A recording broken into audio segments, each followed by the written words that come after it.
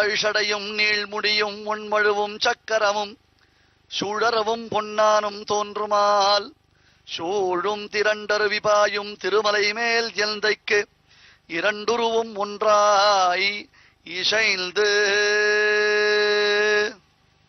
இந்த பாசுரம் மூன்றாம் திருவந்தாதி பாசுரம். முதலாழ்வார்கள் மூவர், பொய்கை ஆழ்வார், பூதத்தாழ்வார், பேயாழ்வார் என்பதாக மூன்று ஆழ்வார்கள். அதில் பேயாழ்வாருடைய பாசுரம் மூன்றாவது திருவந்தாதி என்ற புகழப்படுகின்றது. இந்த மூன்றாம் திருவந்தாதியில் பல விஷயங்கள் திருவேங்கடமாமலையை குறித்து வர்ணிக்கப்படுகின்றன. ஆனால் இப்பொழுது சொல்லக்கூடிய இந்த பாசுரம் இருக்கிறதே, அது ஒரு ஆக்ஷேபத்திற்கு வழிவகுத்து விட்டது. ஆழ்வார் தன் பாசுரத்தில் காண்பிக்கிறார், திருவேங்கடமுடியானுடைய வடிவழகை சொல்லும் பொழுது தாழ் சடையும் நீள் முடியும் உன் மழுவும் சக்கரமும் சூழரவும் பொன்னானும் என்று காண்பிக்கிறார். பெருமானுக்கு இந்த திருவேங்கடமுடியானுடைய திருமேனியை சென்று நாம் சேவிக்கும் பொழுது அழகான திருவபிஷேகத்தை சேவிக்கிறோம். முடிச்சோதியாய் உனது முகச்சோதி மலர்ந்தது போ என்னும்படியாக நீள்முடியான் என்று வர்ணிக்கிறார் ஆழ்வார். அழகான திருவபிஷேகம், வெகு உயர்ந்து விளங்கக்கூடியதான அந்த திருவபிஷேகத்தை சேவிக்கிறோம்.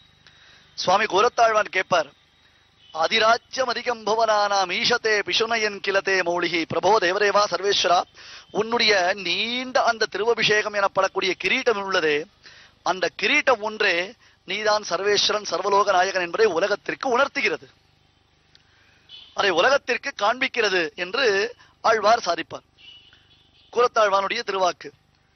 ஆனால் தாழ் சடையும் நீன் முடியும் உன் மழுவும் சக்கரமும், இங்கே சொல்லப்பட்டிருக்கக்கூடிய விஷயங்களை நாம் நன்கு ஆராய்ந்து பார்த்தோமேயானால் பரமேஸ்வரனுக்கு பொருத்தமுடையதான ஒரு லட்சணம், பகவானுக்கு பொருத்தமுடையதான ஒரு லட்சணம். தாழ் சடை பரமேஸ்வரனுக்கு, ஜட்டாதாரி நீன்முடி எம்பெருமானுக்கு, உன் மழு பரமேஸ்வரனுக்கு, சக்கரம் எம்பெருமானுக்கு.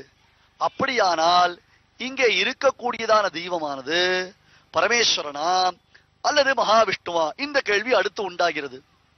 எத்தனை விதமான சிக்கல்கள் உண்டோ அது அத்தனையும் உண்டாகி இருக்கின்றன. முதலில் ஒரு பட்சத்தை சேர்ந்தவர்கள் இது குமரக்கடவுள் என்பதாக வாதம் செய்தார்கள். சுவாமி ராமானுஜர் அதற்கு உரியதான பிரமாணங்கள் எல்லாவற்றையும் எடுத்துரைத்து அவர்களுடையதான அந்த பட்சம் சரியில்லை என்பதை தான் காண்பித்தருளினார். இருந்தாலும் மற்றொரு விதமாகவும் இவர்கள் ஆட்சேபம் செய்ய ஆரம்பித்து விட்டார்கள். இதோ இந்த பாசுரத்தில் ஆழ்வார் காண்பிக்கிறாரே, ஆழ்வார் இப்படி காண்பிக்கும் பொழுது பார்த்தால் இங்கே இருக்கக்கூடியதான அந்த உருவத்தை நாம் பரமேஸ்வரனாகவும் மகாவிஷ்ணுவாகவும் சேவிக்க வேண்டும் போல் இருக்கிறது என்றால் அதில் தவறொன்றும் இல்லை, அப்படி சேவிப்பதில் தவறொன்றும் இல்லை. ஆனால் சற்றே இந்த விஷயத்தை மிகவும் நுட்பமாக நாம் அணுக வேண்டும். அப்படியே பெருமை ஒரு உபன்யாசமாக சொல்லிவிட முடியாது. பெரியோர்கள் திறத்தில் இதனுடைய அர்த்த நுட்பங்களை எல்லாம் நாம் நன்கு தெரிந்து கொள்ள வேண்டும். அதாவது எம்பெருமானுடையதான திருவுருவம் தான் அந்தந்த சமயத்தில் ஒவ்வொரு விதமாக மாறுகின்றது. நான்முகன் திருவந்தாள் என்பதாக இதற்கு அடுத்ததாக ஒரு பாசுரம் திருமழிசை ஆழ்வார் அருளி செய்திருக்கிறார்.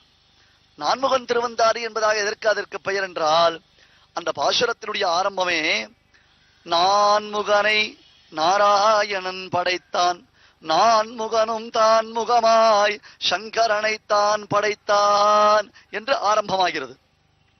இது திருமழிசை ஆழ்வாருடைய திருவந்தாதி 1, 2, 3 என்பதாக முதலாழ்வார் மூவருடைய பொய்கை ஆழ்வார், பூரத்தாழ்வார், பேயாழ்வாருடைய திருவந்தாதிகள் அனுபவித்தோம். இதற்கு அடுத்ததாக 4வது திருவந்தாதிக்கு என்ன பெயர்? நான்முகன் திருவந்தாதி என்பதாக பெயர். ஏன்?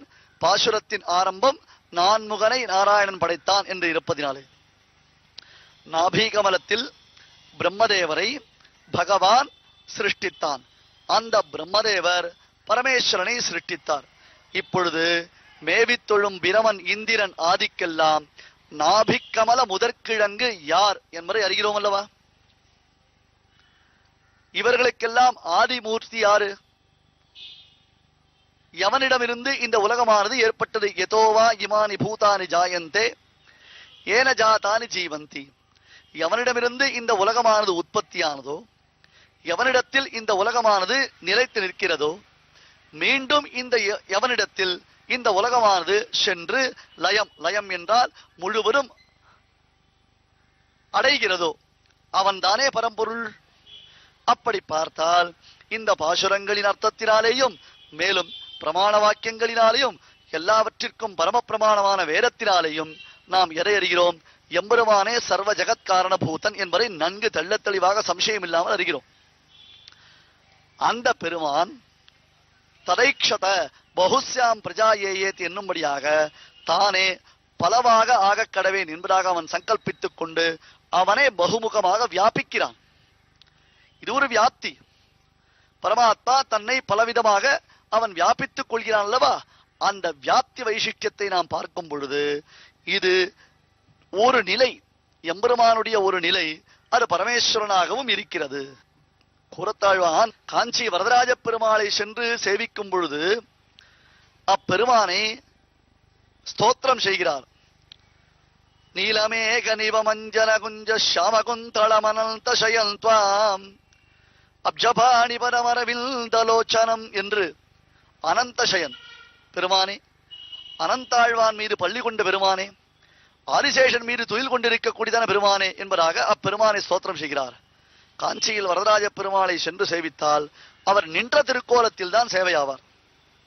ஸ்ரீரங்கம் ரங்கநாதனை போலவோ அனந்தபுத்ராவனை போலவோ திருவள்ளூர் வீரராகவனை போன்றோ அவர் அப்படி பள்ளி கொண்ட திருக்கோலத்தில் சேவை சாதிப்பதில்லை.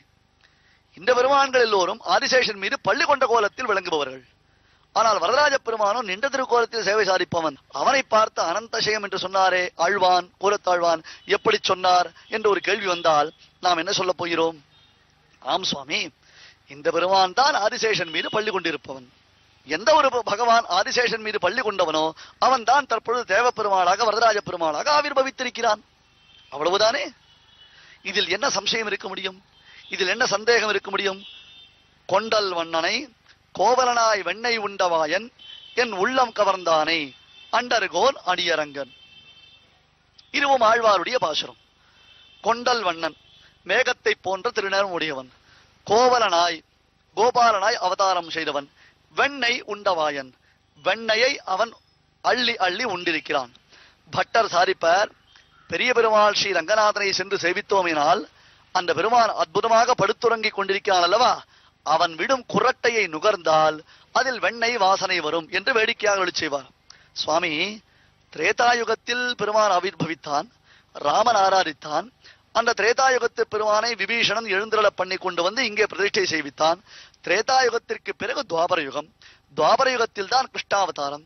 அந்த கிருஷ்ணன் தானே கோவலனாய் வெண்ணெய் உண்டவாயன் என்றால் பெரிய பெருமானாம் ரங்கநாதனுக்கு வாயில் வெண்ணெய் வாசனை வீசுமா? இப்பெருமானா வெண்ணெய் உண்டான் என்று கேட்பவர்கள் உண்டோ? இவன்தான் ராமகிருஷ்ணா அவதாரங்கள் செய்தான். பரியனாகி வந்த அவனுன் உடல் கீண்டவன் இந்த பெருமான் தான் இல்லையா? இதே பெருமானை பார்த்து ஆழ்வார்கள் பாசுரமிட்டு பேசும் பொழுது வெங்கதிரோன் குலத்திற்கோர் விளக்காய் தோன்றி என்பதாக இவன் தான் சூரியகுல தேஜஸ்வியாக தசரதன் பிள்ளையாக அவதாரம் செய்தான் என்று வர்ணிக்கிறார்.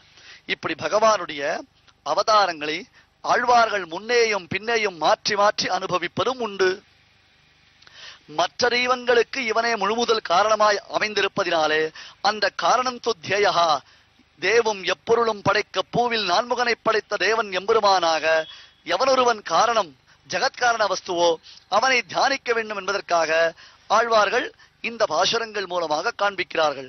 ஆகையால் தாழ்சடையும் இல்லை, நீள்முடி மட்டும் தான் இருக்கிறது, உன் மழு இல்லை, சக்கரம் இருக்கிறது, இப்படியெல்லாம் யோசிக்க வேண்டிய அவசியமே இல்லை. ஆகையால் இங்கே உள்ளதான பரமாத்மா, இங்கே உள்ள சேவை சாதிக்கக்கூடிய பெருமாள் பகவான் மகாவிஷ்ணுவா இல்ல பரமேஸ்வரனா, இல்லை இத்தனை நாட்களாக தொடர்ந்து வரக்கூடிய ஆக்ஷேபத்தின்படியாக அவன் ஸ்கந்தனா என்னும் பலவிதமான கேள்விகள் உண்டாகிறது அல்லவா? இத்தனை கேள்விகளையும் சமாளித்து சுவாமி ராமானுஜர் அற்புதமான நிர்வாகங்களை செய்து எதிரிகள் வாயடங்கும்படியாக எத்தனை விதமான பிரமாணங்கள் உண்டோ அவை அத்தனையும் எடுத்துக் கொடுக்கிறார். இருந்தாலும் மறுப்பது என்பதாக சிலர்கள் முடிவு செய்து விட்டார்களேயானால் அவர்கள் எந்த விஷயத்தை நல்லவிதமாக சொன்னால் கூட ஏற்றுக்கொள்ளவே மாட்டார்கள். மீண்டும் மீண்டும் மீண்டும் மீண்டும் மறுத்து கொண்டேதான் இருப்பார்கள் அல்லவா? சரி, இனி என்ன செய்யலாம் என்பதாக ஒரு சந்தேகம். அப்பொழுது அரசன் சுவாமி ராமானுஜரிடத்தில் வந்து பிரார்த்தித்தான். சுவாமின், நானும் பலவிதமாக போராடி பார்த்து விட்டேன். இவர்களுக்கு என்னால் முடிந்த அளவுக்கு சொல்லி பார்த்து விட்டேன். ஆனால் ஆக்ஷேபம் செய்பவர்கள் எதையும் ஒப்புக்கொள்வதாக தெரியவில்லை. வாத பிரதிவாதங்கள் செய்து இவர்களை வெற்றி கொள்வது என்பது இயலாதது போன்றுத்தான் தோன்றுகிறது. எனில் எந்த விதத்தில் இவர்களை வெற்றி கொள்வது என்பதாக அரசன் கேட்க, அதற்கு சுவாமி ராமானுஜர் ஓர் வழியை உபதேசிக்கின்றார். அவர்களும் இசைந்த வழி, பிரமாணம் காண்பித்த வழி, எல்லோருமே ஸ்ரீ ஸ்ரீனிவாசன் பரதெய்வம், ஒப்புயர்வற்ற தெய்வம், கலியுகத்தில் கண்கண்ட தெய்வம் என்பதை எல்லோரும் இன்றளவும் ஏற்றுக்கொள்ளும் அளவிற்கு நாம் அனுபவிக்கக்கூடிய ஓர் உபாயத்தை சுவாமி ராமானுஜர் உபதேசம் செய்தார். அதன்படி அரசன் நடக்கிறான். ஸ்ரீனிவாச வைபவங்கள் தொடருகின்றன. ஓர் முக்கிய